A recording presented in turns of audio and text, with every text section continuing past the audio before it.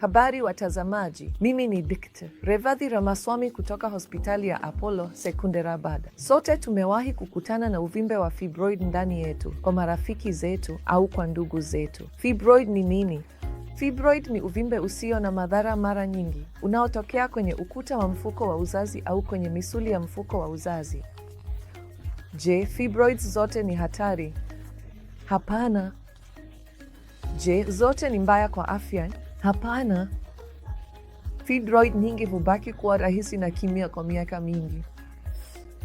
Fibroid huja katika ukubwa tofauti, maeneo tofauti na maumbo tofauti.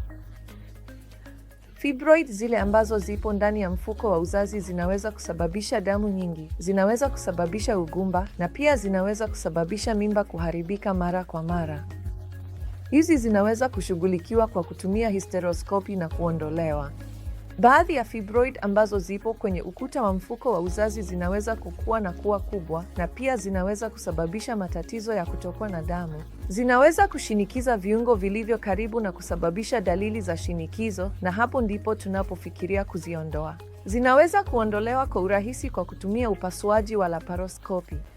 Baadhi yao, upasuaji wa laparoscopic unahitaji ujuzi wa hali ya juu, kwa sababu mara tu tunapoondoa fibroid kutoka kwenye mfuko wa uzazi lazima ushonwe vizuri ili uweze kufanya kazi zake za uzazi baadaye.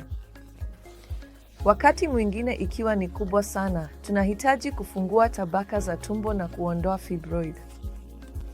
Kuondoa fibroid ni mbadala mzuri sana kuliko kuondoa mfuko wa uzazi kwa wanawake wa umri mdogo.